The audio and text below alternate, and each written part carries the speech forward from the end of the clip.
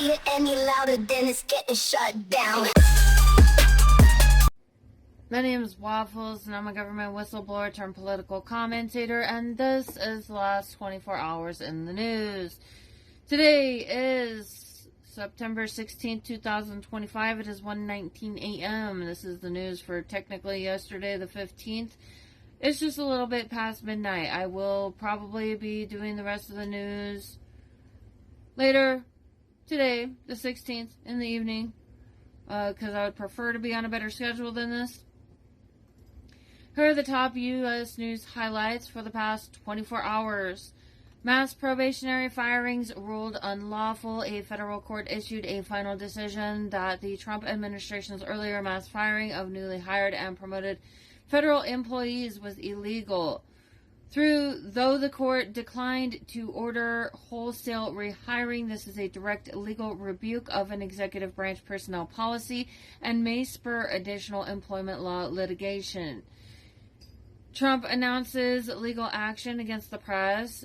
Donald Trump, as reported today, is preparing a $15 billion defamation/libel lawsuit against the New York Times. This is a major press-related legal escalation and continues a pattern of high-stakes litigation targeting media organizations. I cannot help but wonder,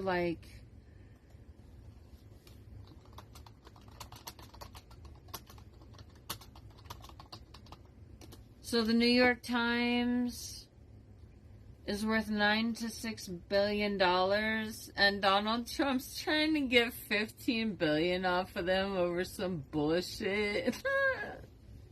Good luck with that.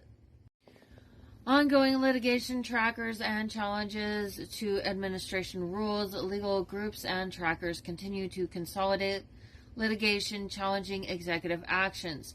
See up-to-date litigation trackers. Crime, extremism, and civil risk. National Guard and federal law enforcement surged to Memphis.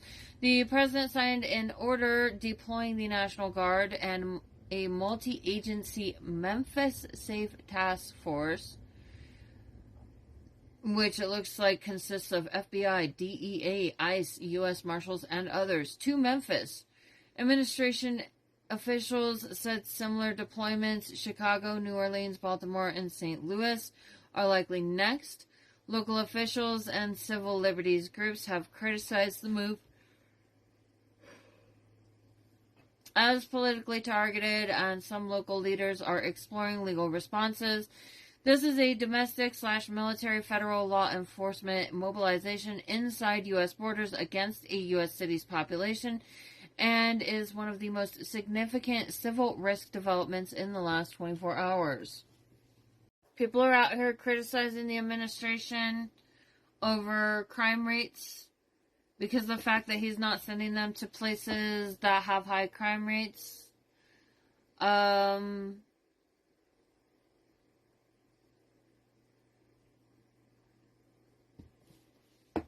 So it looks like Louisiana, Mississippi, Alabama, New Mexico, and Tennessee are among the states with the highest homicide rates. So if we are genuinely trying to police crime, then these states would be the ones to go to. I don't advocate for the president trying to build his own paramilitary. So I don't think it's good. But yeah, so at least they're going to Tennessee, I guess.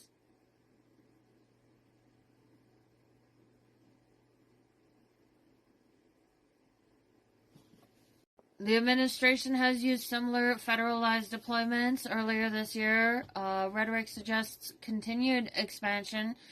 Legal scholars and courts have already questioned the statutory limits, such as posse comitatus, federalization frameworks, context and background summarized in contemporaneous reporting.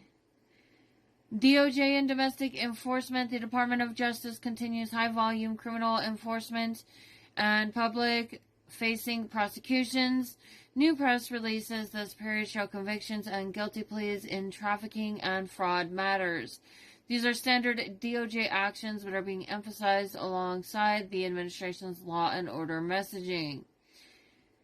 CDC capacity and leadership concerns reporting today highlights significant departures from CDC senior staff and program cuts that public health experts warn will reduce U.S. capacity to respond to infectious disease threats.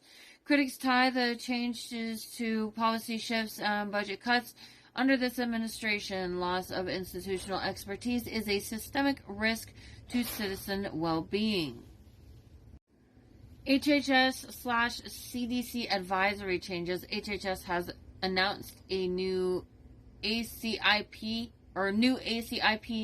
members routine personnel action, but this comes amid broader debate about CDC authority and program funding. Track both the operational staffing changes and the formal advisory appointments. They interact to shape vaccine and outbreak policy. Federal civil forfeiture counter-cartel tools expanded. Legal analysts note DOJ is using broader civil forfeiture authorities following designations of cartels as foreign terrorist organizations. This increases the government's asset seizure powers and raises civil liberties questions about due process and domestic impacts. Grid/data center prioritization debate. States on grid operators are actively debating policies to allow critical grid operators to bump or shed large data centers during emergencies to protect residents, a potential consumer service risk if implemented suddenly, and a policy lever that could affect cloud services and businesses. Small localized outages and service incidents. There were isolated power outages and brief platform outages. Example, Reddit experienced a short outage that was restored. No major nationwide infrastructure collapse reported in the past 24 hours. CDC staffing and program cuts flagged as a near-term risk. Multiple experts warn that departures of senior CDC figures and program reductions could erode surge capacity for responding to measles, influenza variants, zoonotic threats, and other emergencies. A material public health vulnerability, even if immediate crises are not evident. HHS is filling advisory roles, but experts emphasize that institutional knowledge loss can produce delayed but serious consequences. U.S. military strike in the Caribbean on an alleged cartel vessel. The administration announced a strike in the Caribbean Sea against a vessel alleged to be run by Venezuelan drug traffickers. Sorry, I'm kind of tired. Multiple fatalities were reported, and Venezuela condemned the action. The strike increases tension with Venezuela and raises questions about intelligence verification and rules for use of force in the region. The president signaled possible further strikes. This is a high-impact foreign policy development with regional risk implications. State Department travel and diplomacy activities. Secretary of State engagements and statements continue around regional security issues.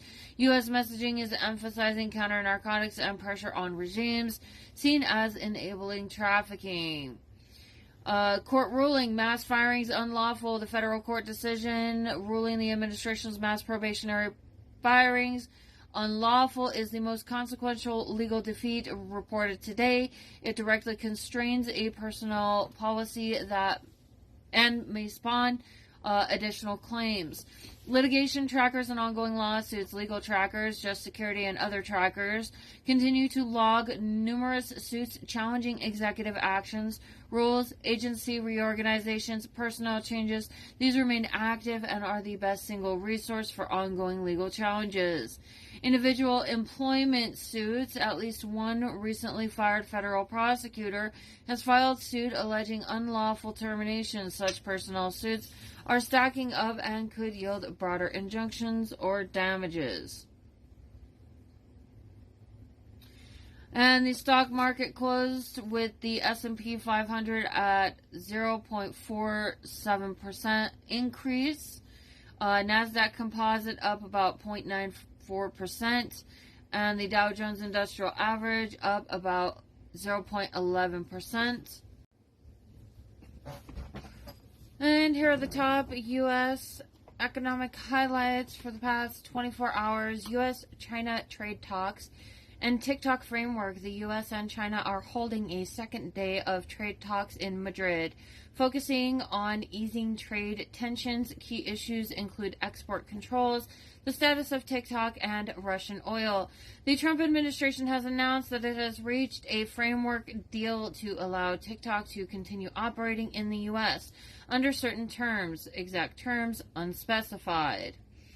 India-U.S. trade dialogue resumes. India and the United States will hold trade talks imminently. Reported about 17 hours ago is when this was reported, after a period of diplomatic strain, particularly due to U.S. tariffs on India for its Russian oil purchases. This signals a possible reset or easing of trade friction. Pressure from U.S. Democrats on China production trade deal. U.S. Democratic legislators are pressing the Trump administration to secure a trade deal that limits China's production capacity, presumably through export and trade controls or regulatory measures. This reflects domestic political pressure shaping trade policy with China. Decline in U.S. musical instrument exports from January through July 2025. U.S. exports of musical instruments are down 8.4% relative to the 2021 to 2024 average. For that same period, declines are steeper in key markets like Brazil, Canada, and China. This is especially notable because it diverges from broader export trends, which are up 4.2% year-to-date versus 2024. Market and financial conditions. Treasury yields are falling slightly. The 10-year Treasury yield ticked down to 4.04% from 4.07%. Oil prices, WTI, are up modestly, 0.9% to about $63.30 a barrel. Gold futures also rose, reaching a record high level around $3,720 an ounce. The S&P 500 and NASDAQ both hit new record highs on Monday. And by the way, just so you know, every day it tells me it's record highs. It's not that these are record numbers. It's just, that's just for some reason what it's doing.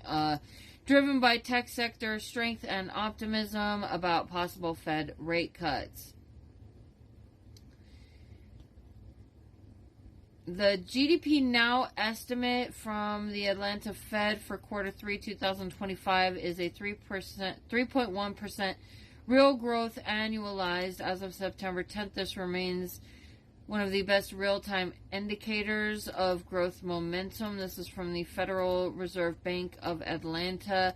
Also, U.S. customs duties have accumulated to $165 billion for fiscal year 2025 so far, with 1 month left in that fiscal year, showing the scale of import tariffs burden. And remember, kids, the stock market is not the economy. Just because the S&P 500 or Dow Jones might be performing does not mean that wages are growing, jobs are secure, inflation is under control, or that people are thriving. And here is the hazardous weather outlook for the next few days. No nationwide extreme storm systems are in play right now, but several regional risks are flagged. The most notable concerns are heavy rain and flooding potential in South Florida, worsening heat and drought risk in the southeast, and scattered mountain storms in the Rockies and Intermountain West. Southeast Florida and Gulf Coast, the southern Florida faces the greatest short-term risk. A stalled frontal boundary and moist flow are expected to produce several inches of rainfall over the next few days. This creates potential for flash flooding in low-lying and coastal areas. Coastal hazards, including rip currents and rough surf, are also likely. Georgia, Alabama, and Mississippi above normal heat is combining with a lack of rain to create conditions favorable for a rapid onset drought. This is expected to worsen over the next several days, with wildfire risk also increasing as vegetation dries out. Northern Rockies and Intermountain West, Utah, Colorado, Wyoming, and Montana. Scattered thunderstorms are expected, especially over higher terrain. Some localized heavy rain is possible in mountain areas and near burn scars, but widespread severe weather is not expected. Northeast and Mid-Atlantic, milder conditions dominate, but passing showers and thunderstorms possible, depending on local instability. No organized severe weather system is forecast for this region for the next 3 days. Pacific Northwest and Northern California into the Rockies. Cooler fronts will bring increased precipitation, especially over mountains. Localized thunderstorms are possible. Flooding is unlikely outside of sensitive terrain or burn areas, but conditions should be monitored. General temperature and fire weather outlook nationwide. Hot, dry weather in the central and southeastern U.S. is compounding drought in some areas. Fire weather concerns will rise where winds combined with low humidity and dry fuels. And here are the top international news highlights from the past 24 hours with major global developments. U.S. military strike in Caribbean versus Venezuelan drug boat. The U.S. conducted a strike on a vessel in the Caribbean Sea allegedly operated by Venezuelan drug traffickers. It was the second such strike in 2 weeks. 3 individuals were killed. President Trump described the target as narco-terrorists, even though they were driving a small boat that was likely not capable of doing any significant amount of trafficking, transporting cocaine and fentanyl. I would really like to know how it is that they investigated this to see that they were transporting cocaine and fentanyl. Because I just seen a boat get shot down, and it's like, how do you even know what was on the fucking boat? Venezuela's President Nicolas Maduro condemned the action as aggressive, accused the U.S. of politically motivated behavior, and raised concerns about the breakdown of communications. The U.S. and China are reportedly close to reaching a framework agreement regarding TikTok. Discussions are part of broader trade negotiations. I'm tired. Held in Madrid. One key point is that the current deadline for ByteDance, TikTok's parent company, to divest its U.S. operations, September 17th, may be extended. The talks are also touching on tariffs and export controls. Arab Islamic Summit and Qatar-Israel tensions. Arab and Islamic leaders held an emergency summit in Doha, strongly condemning Israel's airstrike targeting Hamas leaders in Doha. The Gulf Cooperation Council pledged to activate a joint defense mechanism. U.S. Secretary of State Marco Rubio visited Israel and will travel to Qatar. He warned that global recognition efforts for a Palestinian state could complicate or endanger peace efforts, particularly in relation to hostage negotiations and regional stability. Regional stability has already been blown to shit, in my opinion. Europe tensions and war games. Sweden criticized Hungary's Prime Minister, Viktor Orban, who is also a piece of shit, over his remarks regarding crime in Sweden, accusing him of spreading outrageous lies. Russia and Belarus are engaging in military war games, drawing concern among European neighbors and NATO for the timing and scale of these exercises. Voting in Malawi. Elections are underway in Malawi for president, parliament, and local governments. The process is being closely watched regionally. China is investigating NVIDIA for alleged anti-monopoly law violations. This comes amid broader concern about regulatory clampdowns in tech across China. This has been the last 24 hours in the news. It is 1:53 a.m. Mountain Standard Time, September 16th, 2025. Stay safe out there. We'll see you guys later.